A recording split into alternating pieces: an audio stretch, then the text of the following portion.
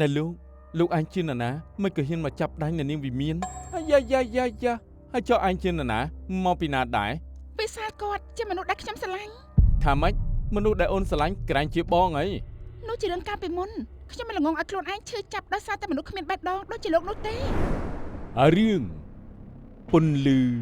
ស្នេហ៍បងមកចាប់អូនយូរហើយនៅអូនរវល់ធ្វើកិច្ចការផ្ទះតើបរៀងយឺតបន្តិចកំងអីញ៉ាំហើយនៅបងមកចាំអូនមកសន្ទុះដែរហើយនេះកាហ្វេបងកំងទុកឲ្យអូនចាអរគុណថ្ងៃហ្នឹងបងណាត់អូនចេញមកក្រៅមានការអីមែនគឺបងមានការអីហ៎និយាយមកមិននិយាយដូចជាស្ទើរអញ្ចឹងបង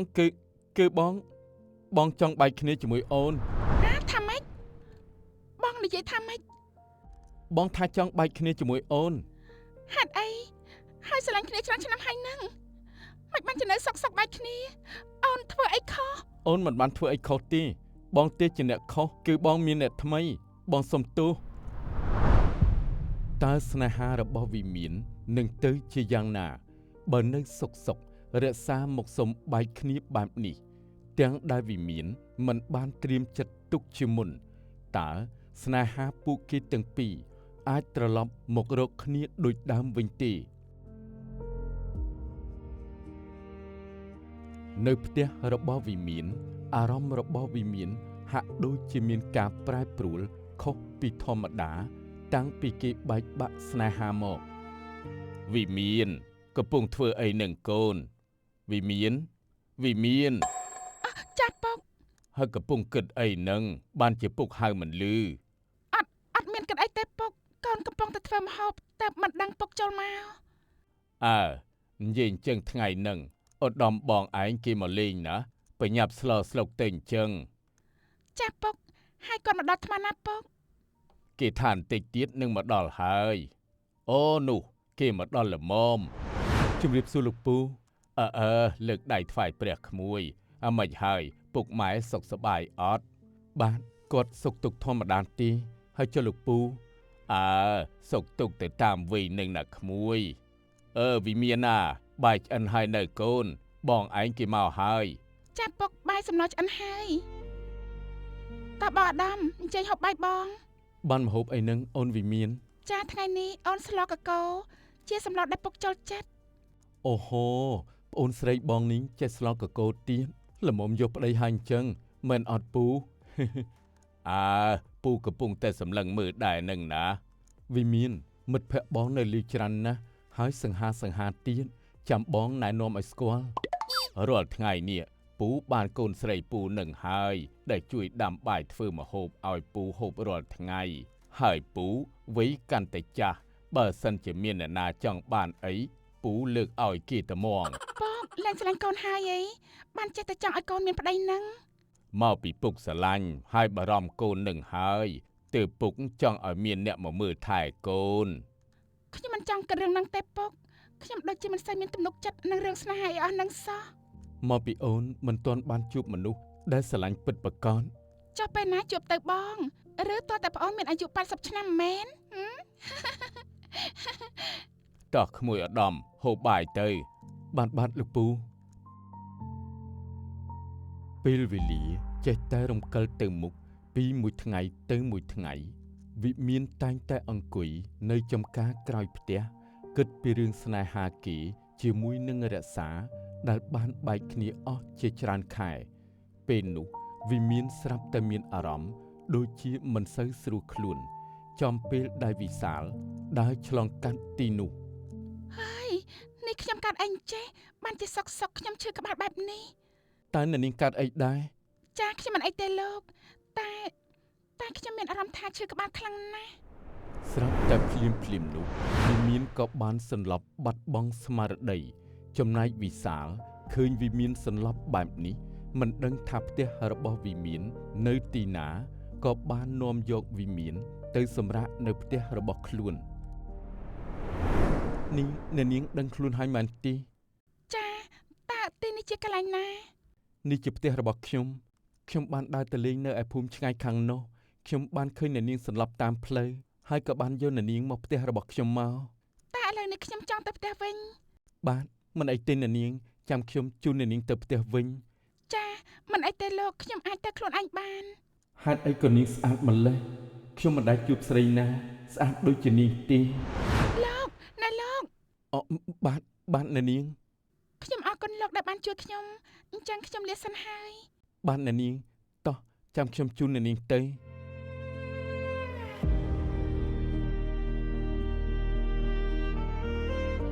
នៅតាមផ្លូវពួកគេទាំងពីរនាក់បាននិយាយគ្នាពីនេះពីនោះ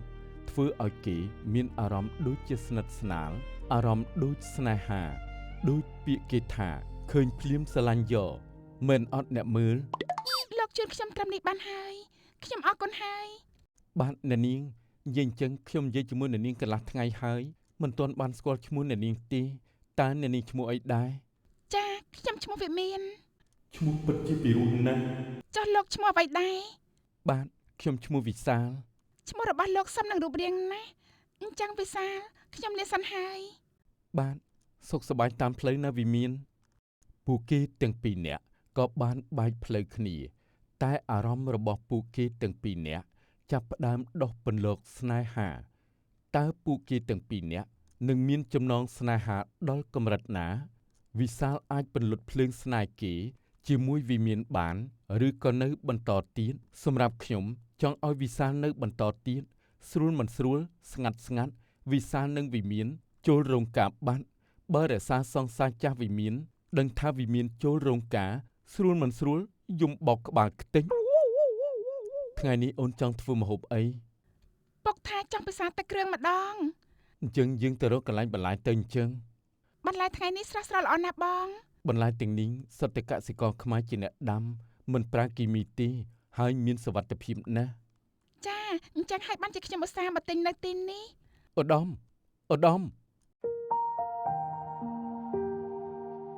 អូវិសាលឯងមកផ្សារទិញអីហ៎អូគ្នាជូនម៉ែមកទិញម្ហូបនឹងណាតែគាត់បានជួបមិត្តភ័ក្តិរបស់គាត់កាលនៅរៀនកំពុងតែជាប់មាត់ជជែកជាមួយគ្នានៅខាងនอกហើយឯងមកផ្សារជាមួយនរណាគេអូហូគ្នាមកជាមួយប្អូនស្រីជាដូនមួយគ្នានាងកំពុងតែដើរទិញបន្លែនៅខាងនอกចាំគ្នាណែនាំឲ្យស្គាល់ណាវិមាននេះវិសាលមិត្តភ័ក្តិបងអូអ្នកនាងពួកឯងស្គាល់គ្នាហ៎អូយើងធ្លាប់ជួបគ្នាដោយចៃដន្យមិននឹកស្មានថាយើងបានជួបគ្នាទៀតសោះហើយនាងជាប្អូនស្រីមិត្តភក្តិខ្ញុំទៀតនិយាយអញ្ចឹងស្អែកថ្ងៃអាទិត្យបើឯងទំនេរទៅដើរលេងជាមួយគ្នាទេគ្នាទំនេរតាចាំជួបគ្នាអញ្ចឹងគ្នាទៅហើយណាប្រហែលជាម៉ែកំពុងចាំនៅនាងវិមានខ្ញុំលាសិនហើយ ចាតើបងចឹងទៅផ្ទះវិញខ្ញុំទិញគ្រប់មុខហើយ តើអញ្ចឹងបងទៅគិតលុយសិនគិតលុយរួចឧត្តមនិងវិមានក៏បណ្ដាគ្នាចេញពីផ្សារទំនើបត្រឡប់ទៅផ្ទះវិញដើម្បីធ្វើម្ហូបនិងត្រៀមសម្រាប់ធ្វើដំណើរកម្សាន្តនៅថ្ងៃស្អែក នេះតើខ្ញុំមិនល្អត្រង់ណាហេតុអីខ្ញុំត្រូវជួបរឿងដដែលតើលើលោកនេះមានស្នេហ៍ពិតទេតើខ្ញុំអាចស្គាល់រសជាតិស្នេហានិងសុភមង្គលពិតទេជាតិនេះ នៅនាងវិមានកំពុងគិតអីហ្នឹង ចាគឺ តើអ្នកនាងមានរឿងអីពិបាកចិត្តមែនទេប្រសិនបើអ្នកនាងមិនយល់ទាស់ទេអ្នកនាងអាចចែករំលែករឿងមិនសប្បាយចិត្តជាមួយខ្ញុំបានខ្ញុំចាំស្ដាប់អ្នកនាងជានិច្ច ចាអរគុណលោកប៉ុន្តែវាមិនធំដុំអីនោះទេ វិមានអាចនិយាយប្រាប់ខ្ញុំបានក្រែងខ្ញុំជួយសម្រាលផ្លូវចិត្តអ្នកនាងបានខ្លះ ចាមិនអីទេ ខ្ញុំឃើញខាងនោះមានផ្កាស្អាតណាស់អ្នកនាងអាចទៅមើលជាមួយគ្នាទេ ចាតាអញ្ចឹង វិមាននេះគឺអូនមែនណែលោកឯងជានរណាមិនក៏ហ៊ានមកចាប់ដៃអ្នកនាងវិមានយ៉ាហើយចុះឯងជានរណាមកពីណាដែរ វិសាលគាត់ជាមនុស្សដែលខ្ញុំស្រឡាញ់ ថាម៉េចមនុស្សដែលអូនស្រឡាញ់ក្រែងជាបងអី នោះជារឿងកាលពីមុនខ្ញុំមិនល្ងងឲ្យខ្លួនឯងឈឺចាប់ដោយសារតែមនុស្សគ្មានបេះដូងដូចជាលោកនោះទេ និយាយចប់ភ្លាមវិមានស្រាប់តែអូសដៃវិសាលដើរចេញពីហាងកាហ្វេធ្វើឲ្យរក្សាមិនអស់ចិត្តចំណែកវិសាលរក្សាភាពស្ងៀមស្ងាត់ពេលដែលវិមានកាន់ដៃនៅនឹងមុខមនុស្សជាច្រើនតើមនុស្សប្រុសដែលយើងជួបនៅហាងកាហ្វេនោះជានរណាដែរ គេជាសង្សារចាស់របស់ខ្ញុំ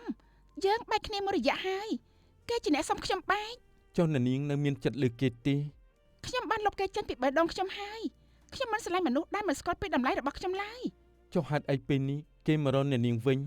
ខ្ញុំក៏មិនដឹងដែរ តើអ្វីដែលអ្នកនាងបាននិយាយនៅហាងកាហ្វេមុននេះវាជាការពិតមែនទេ ពាក្យសម្ដីមួយណាទៅព្រោះមុននេះខ្ញុំបាននិយាយច្រើនណាស់ គឺពាក្យដែលអ្នកនាងនិយាយថាខ្ញុំជាមនុស្សដែលអ្នកនាងស្រឡាញ់ ចាពិតមែនហើយ អញ្ចឹងចាប់ពីថ្ងៃនេះទៅ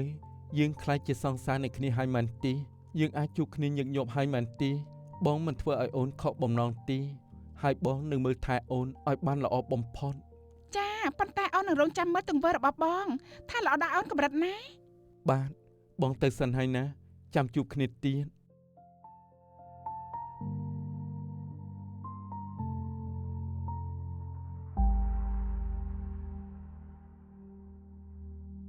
មកវិញហើយឯកូនហើយឃើញអ្នកណាគេជូនកូនមកដល់មុខផ្ទះហ្នឹង ចាពុកគឺបងវិសាលគាត់ជាសង្សារកូន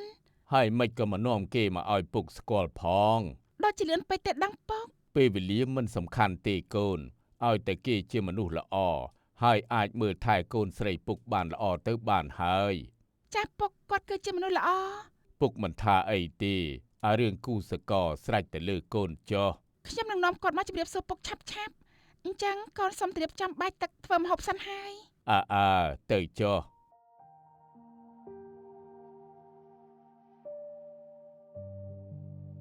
យាយថ្ងៃនេះអីក៏សយម៉េះមកខូចអីកណ្ដាលថ្ងៃនឹងវិញលពូតើម៉ូតូលពូខូចអីហ្នឹងពូក៏មិនដឹងដែរថាវាខូចស្អីនៅសុកស្រាប់តែលុតឈឹងនៅខាងមុខបន្តិចដូចជាមានជាងចាំខ្ញុំជួយបណ្ដាម៉ូតូលពូទៅដាក់កន្លែងជាងជួសជុលវិសាលនិងពូវ៉ាតបាននិយាយគ្នាពីនេះពីនោះហើយម៉ូតូពូវ៉ាតបានធ្វើឲ្យរួចរាល់ពូអរគុណក្មួយណាស់ដែលជួយយកអាសាពូ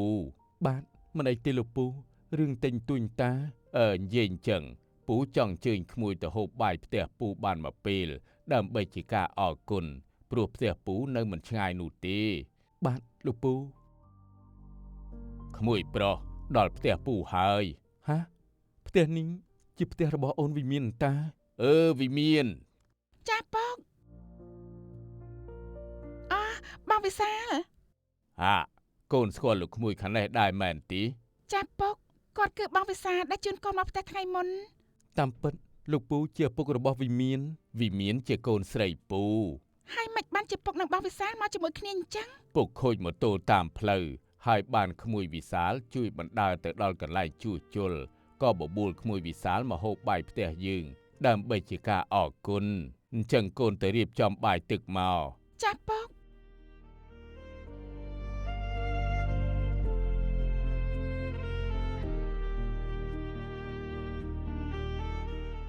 មិនយូរប៉ុន្មានកន្លងទៅជាច្រើនខែវិមាននិងវិសាលក៏បានក្លាយជាគូដណ្ដឹងនឹងគ្នាហើយពូគេក៏ខិតនឹងចិត្តដល់ថ្ងៃរៀបការ បងវិសាលមើលមកវងនេះមើលថាស័ក្តិសមនឹងអូនឬអត់ អូនពាក់ម៉ូតអីក៏ស្អាតដែរ បាញ់ចឹងអូនសម្រាប់យកមកវងនេះហើយណា បាទតាមចិត្តអូនចុះអូនវិមានតាជួបគ្នាទៀតហើយជួបអម្នាក់នេះទៀតហើយពិភពលោកនេះពិតជាចង្អៀតមែនណោះ មែនហើយពិភពលោកនេះពិតជាចង្អៀតណាស់មនុស្សដែលមិនចង់ជួបបែរជាជួបទៅវិញ ហេតុអីមិនចង់ជួបបងក្រែងយើងធ្លាប់ស្រឡាញ់គ្នាតាអី វាជារឿងកាលពីមុនខ្ញុំមិនរស់នៅជាមួយអតីតកាលនោះទេ បាយពីបងមិនទាន់បានប្រមាណផងមករើសអញ្ជើញរៀបការជាមួយនឹងប្រុសផ្សេងទៅហើយណោះបានហើយឈប់និយាយមើងងាយវិមានទៀតទៅក្រែងលោកជាអ្នកដែលសុំវិមានបែកមុនព្រោះមានអ្នកថ្មីតើត្រូវទេតែពេលនេះយើងចង់ត្រូវគ្នាជាមួយវិមានវិញ ក៏តែលោកនិយាយទៅរួច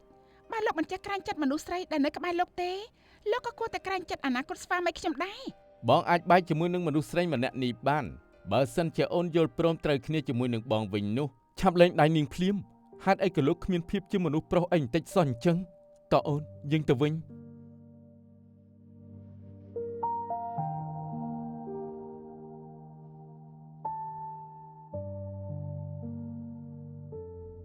ឯងគិតថាយើងព្រមចាញ់ឯងងាយមែនទេឆ្លងកាត់ពេលវេលាជាមួយគ្នាអស់មួយរយៈកន្លងមកបានធ្វើឲ្យវិមានជឿជាក់ចំពោះក្តីស្នេហាដែលវិសាលបានផ្ដល់ឲ្យហើយថ្ងៃនេះគឺជាថ្ងៃពិសេសរបស់វិមាននិងវិសាលថ្ងៃនេះអូនស្អាតណាស់ ថ្ងៃនេះបងក៏សង្ហាតដែរ ទីបំផុតថ្ងៃដែលបងរងចាំបានមកដល់ហើយបងមិននឹកស្មានថា អូនព្រមស្រឡាញ់បងទេ អូនពិតជាអរគុណបងណាស់ដែលបងបានចូលមកបំពេញក្នុងជីវិតអូនសំណាងណាស់ដែលបានជួបមនុស្សល្អដូចជាបង កូនស្រីពុកថ្ងៃនេះកូនស្អាតណាស់ពុកសូមផ្ញើកូនស្រីផងណាវិសាលបាទពុកកូននឹងមើលថែវិមានស្មើជីវិតហើយមិនធ្វើឲ្យពុកខកបំណងទេពុកទុកចិត្តកូនហើយអបអរសាទរផងពូម៉ាក់ប្អូនថ្លៃយើងសូមផ្ញើប្អូនស្រីផងណាហាមធ្វើបាបចិត្តនាងបាទបងថ្លៃទុកចិត្តលើប្អូនថ្លៃម្នាក់នេះចុះម្នាក់ប្រុសនោះជាភៀវខាងណាមិនក៏យើងមិនដែលស្គាល់ជាសង្សារចាស់របស់វិមានអូហូគ្នាមិនដែលដឹងសោះ លោកមកធ្វើអីខ្ញុំមិនបានអញ្ជើញទេ ហេតុអីបងមកមិនបានបងគ្រាន់តែមកជូនពរសង្សារចាស់របស់បងតាយើងមិនត្រូវការពាក្យជូនពរពីលោកនោះទេ មែនហើយយើងមិនត្រូវការការជូនពររបស់លោកទេឆាប់ទៅវិញទៅ វិមានហេតុអីក៏អូនចិត្តដាច់ម្លេះបងដឹងខុសហើយយើងត្រឡប់មកត្រូវគ្នាវិញទៅបានទេហា យើងអស់និស្ស័យនឹងគ្នាក៏មកធ្វើខ្ញុំស្អប់លោកជាងនេះអី វាល្អជាងបងត្រង់ណាទៅ កុំយកខ្លួនលោកទៅប្រៀបធៀបជាមួយគាត់ព្រោះគាត់ល្អជាងលោកខ្លាំងណាស់ បើអូនមិនព្រមត្រូវជាមួយនឹងបងវិញទេបងក៏មិនព្រមឲ្យអូនបានទៅអ្នកណាដែរឆាប់លែងអូនវិមានភ្លាមបើអូនមិនព្រមទៅជាមួយបងទេយើងនឹងស្លាប់ជាមួយគ្នា លោកឈួតហើយមែនទេ មែនហើយបងឈួតព្រោះតែស្រឡាញ់អូន បើលោកពិតជាស្រឡាញ់ខ្ញុំ